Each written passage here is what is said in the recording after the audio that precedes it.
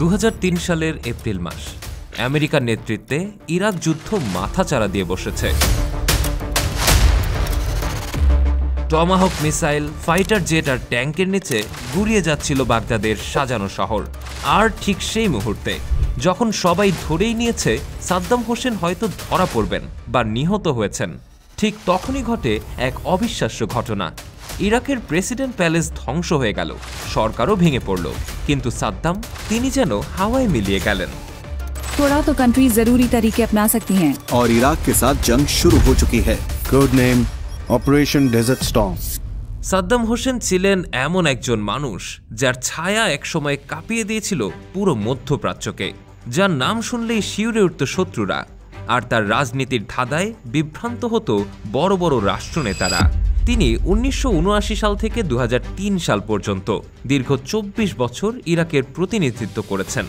একটা সময় ছিল যখন আমেরিকার বন্ধু হিসেবেই বিশ্বমঞ্চে আবির্ভাব হয়েছিল এই নেতার। কিন্তু সময় বদলায় এবং সেই সাথে পরিস্থিতিও পাল্টে যায়, আর আমেরিকার একসময়ের মিত্র সাদ্দাম হোসেন হয়ে ওঠে তাদের সবচেয়ে বড় শত্রু। তার শাসনামলে ইরাক দেখেছে একদিকে আধুনিকায়নের চেষ্টা, আবার অন্যদিকে ভয়াবহ যুদ্ধ বিগ্রহ। তিনি ইরান ইরাক যুদ্ধের মূল নায়ক, আবার কুয়েতে আক্রমণের জন্য আন্তর্জাতিক ধিক্কারপ্রাপ্ত এক নায়ক। তার বিরুদ্ধে উঠেছিল গণহত্যার অভিযোগ, রাসায়নিক অস্ত্র ব্যবহারের অভিযোগ, এমনকি গণবিধ্বংসী অস্ত্র গোপনে সংরক্ষণের অভিযোগ। 2003 সালে এইসব অভিযোগকে সামনে রেখেই আমেরিকা শুরু করে অপারেশন ইরাকি ফ্রিডম। আর ঠিক সেই সময় থেকেই শুরু হয় এক ভয়ঙ্কর খেলা, সাদ্দাম হোসেনকে খুঁজে পাওয়ার খেলা। কোটি কোটি ডলার খরচ করে স্থানীয় গুপ্তচর, এমনকি স্যাটেলাইট নজরদারির মাধ্যমে পৃথিবীর সবচেয়ে নিরাপদ জায়গাগুলোর একটিতে লুকিয়ে থাকা সাদ্দাম হোসেনকে খুঁজছিল আমেরিকা। কিন্তু প্রশ্ন হলো, সাদ্দাম হোসেন কোথায় এবং কিভাবে লুকিয়েছিলেন, আর শেষ পর্যন্ত আমেরিকাই বা তাকে কিভাবে খুঁজে পেয়েছিল? ভিডিওর শুরুতে যেমনটা বলছিলাম, সবাই যখন ধরেই নিয়েছে সাদ্দাম হোসেন হয়তো ধরা পড়বেন বা নিহত হয়েছেন, ঠিক তখনই ইরাকের প্রেসিডেন্ট প্যালেস ধ্বংস হয়ে গেল এবং সাদ্দাম হোসেনও যেন হাওয়ায় মিলিয়ে গেলেন। প্রায় 9 মাস, হ্যাঁ পুরো 9 মাস তিনি ছিলেন পুরো পৃথিবীর চোখের আড়ালে। না কোনো ভিডিও বার্তা, না কোনো সংবাদ, না কোনো অস্তিত্বের প্রমাণ, কোনো কিছুই মেলেনি তার কাছ থেকে। বিশ্ব মিডিয়াতে তখন চলছিল নানা রকম কথাবার্তা। কেউ বলছিল সাদ্দাম সিরিয়ায় পালিয়ে গেছেন, কেউ দাবি করল রাশিয়া তাকে গোপনে আশ্রয় দিয়েছে, আবার কেউ কেউ বলেছিল তিনি হয়তো ইরাকেই ভূগর্ভস্থ কোনো বাংকারে লুকিয়ে আছেন, যেখানে স্যাটেলাইটও নজর ফেলতে পারে না। এমনকি মার্কিন সেনাদের কাছে ধরা পড়া সাদ্দামের সবচেয়ে বিশ্বস্ত গার্ডরা পর্যন্ত বলতে পারেনি তাদের সাবেক প্রেসিডেন্ট কোথায়। এই ধাঁধার মতো নিখোঁজ হয়ে যাওয়া সাদ্দাম হোসেনের জন্য মার্কিন সেনারা চালায় অপারেশন রেড ডন, যা ইতিহাসের সবচেয়ে গোপন ও স্পেশাল অপারেশনগুলোর একটি। এমনকি মার্কিন বাহিনী একসময় পুরো তিকরিত শহরটাই ঘিরে ফেলে, কারণ ধারণা করা হচ্ছিল তিনি হয়তো নিজের জন্মস্থানেই কোথাও লুকিয়ে আছেন।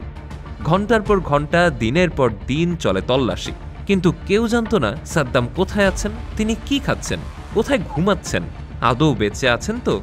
এজন্য বাস্তব জগতের কোনো থ্রিলার সিনেমা, যেখানে নায়ক না বরং পুরো বিশ্ব খুঁজছিল এক নিখোঁজ খলনায়ককে।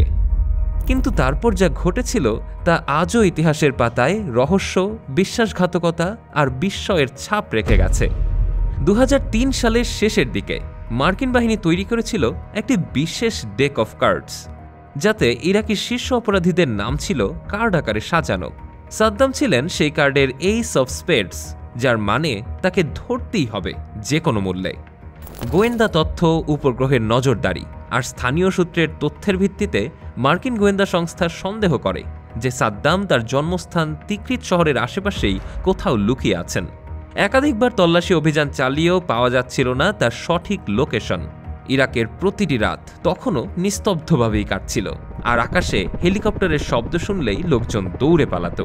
এমনই এক রাতে মার্কিন সেনাবাহিনী অভিযানের জন্য বেছে নেয় আদ-দর নামক ছোট্ট একটি গ্রামকে, যা ছিল তিকরিত শহর থেকে মাত্র 15 কিলোমিটার দূরে। এই গোটা অভিযানে অংশ নেয় 600-রও বেশি সেনা, 2 স্কোয়াড হেলিকপ্টার, স্যাটেলাইট টিম আর বিশেষ বাহিনী। তারা ঘিরে ফেলে পুরো এলাকা, আর শুরু হয় ইতিহাসের অন্যতম সেরা ম্যানহান্ট। প্রতিটি ঘর বাড়ি থেকে শুরু করে উঠোন, বাগান, এমনকি খেজুর গাছের নিচ পর্যন্ত তল্লাশি চলে, কিন্তু সাদ্দামের দেখা পাওয়া যাচ্ছিল না। অবশেষে 2003 সালের 13ই ডিসেম্বর, দিনটা ছিল শনিবার, দুপুর গড়িয়ে বিকেল। আমেরিকান সেনারা তখন তল্লাশি চালাচ্ছে আদ-দওর গ্রামের ভেতরে।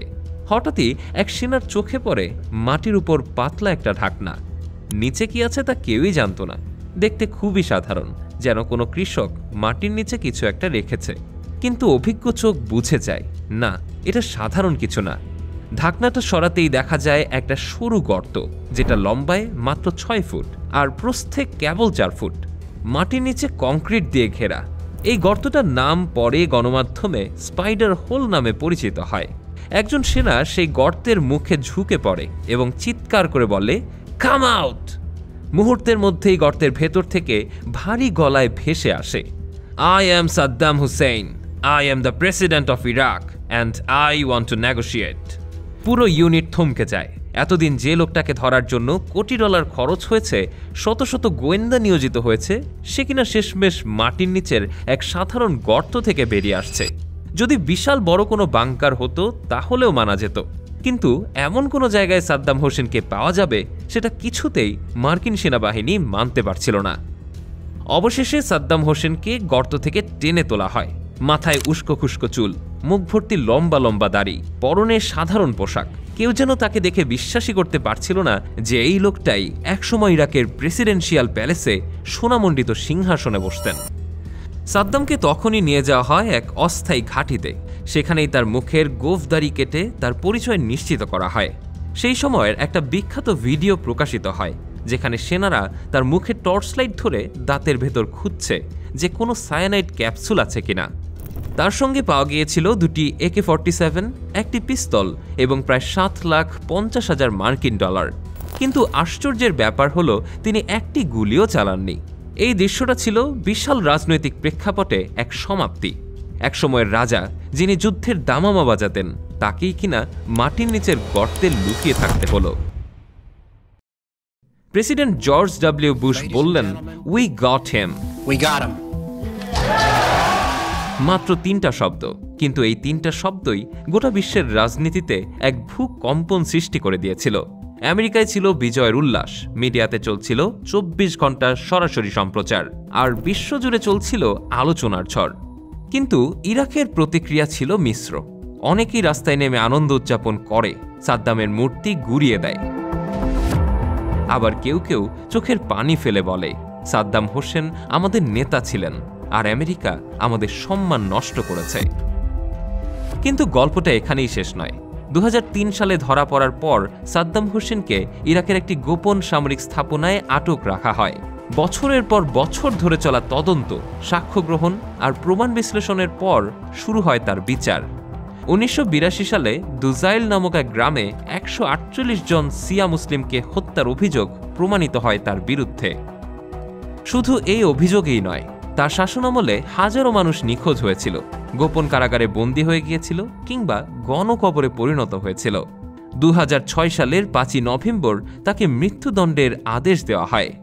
কিন্তু অবাক করা বিষয় হল, মৃত্যুদণ্ড ঘোষণার পর সাদ্দাম একটিবারও চিৎকার করেননি, বরং চুপচাপ শুনে গেছেন রায়, ঠিক যেন একজন যোদ্ধা যিনি জানেন লড়াই শেষ আর এখন শুধু হিসেব নিকেশের সময়।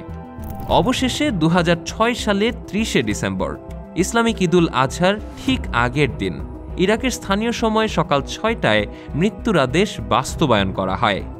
জীবনের শেষ মুহূর্তে তিনি বলেছিলেন আল্লাহু আকবার এবং মুখে কালেমা পাঠ করেছিলেন। সাদ্দামের মৃতদেহ পরবর্তীতে ইরাকের টিকরিত শহরের কাছে তার পারিবারিক কবরস্থানে সমাহিত করা হয়। কিন্তু সবচেয়ে আলোচিত হয়ে ওঠে তার মৃত্যুর সেই ভিডিও, যা গোপনে মোবাইলে ধারণ করা হয়েছিল। ভিডিওতে দেখা যায় কিছু ব্যক্তি মৃত্যুর আগে তাকে কটাক্ষ করছে, কেউ কেউ শিয়া নেতা মুক্তাদা আল সদরের নাম নিচ্ছে। এতে বিতর্ক ছড়ায় বিশ্বজুড়ে। সেদিন ইরাকেও ছিল মিশ্র প্রতিক্রিয়া। অনেকেই ফাঁসিকে স্বাগত জানায়, আবার অনেকেই প্রশ্ন তুলেন, যদি বিচারই হয় তবে কেন ছিল গোপন ভিডিও, কেন এত তাড়াহুড়ো করে ঈদের আগের দিনই তার মৃত্যুদণ্ড কার্যকর করা হলো। সাদ্দাম হোসেন ছিলেন এমন একজন শাসক যিনি একসময় মধ্যপ্রাচ্যের কাছে সবচেয়ে আতঙ্কিত নাম ছিলেন, আবার অনেকের কাছেই ছিলেন এক সাহসী দেশপ্রেমিক। কিন্তু প্রশ্ন একটাই, সাদ্দাম হোসেনের সেই করুণ পরিণতি আদৌ কি ছিল ন্যায়বিচার? আমেরিকার দাবি তো ছিল ইরাকের গণবিধ্বংসী অস্ত্র, অথচ সেই অস্ত্র আজও খুঁজে পাওয়া যায়নি। তাহলে প্রশ্ন জাগে, যুদ্ধটা কি সত্যিই ছিল নিরাপত্তার জন্য, নাকি ছিল রাজনীতিরই এক ঠান্ডা খেল? 2003 সাল থেকে 2006 এই 3 বছর সাদ্দাম হোসেনের বিরুদ্ধে চলেছে এক নাটকীয় ট্রায়াল, যেখানে তার বিরুদ্ধে আনা হয় যুদ্ধাপরাধ ও মানবাধিকার লঙ্ঘনের অভিযোগ। কিন্তু সেই বিচারই বা কতটা স্বচ্ছ ছিল? আন্তর্জাতিক বিশ্লেষকদের অনেকেই বলেন it was more about revenge than justice. আজও ইরাকের বহু মানুষ বিশ্বাস করে সাদ্দাম হোসেনের পতনের পরই শুরু হয়েছে দেশটির বিশৃঙ্খলার এক দীর্ঘ অধ্যায়। অন্যদিকে অনেকেই মনে করেন তিনি ছিলেন এক নিষ্ঠুর স্বৈরাচার, যার পতন হওয়াই উচিত ছিল। এবার আপনিই বলুন, সাদ্দাম হোসেন কি একজন সাহসী নেতা ছিলেন? তার বিচার কি আদৌ ছিল ন্যায়সঙ্গত, না শুধুই আমেরিকান রাজনৈতিক প্রতিহিংসার বহিঃপ্রকাশ? আপনার উত্তর কমেন্টে লিখে জানাতে পারেন। তো দেখা হচ্ছে পরবর্তী ভিডিওতে। ততক্ষণ পর্যন্ত সাবস্ক্রাইব করে জ্ঞানচিত্রের সাথেই থাকুন।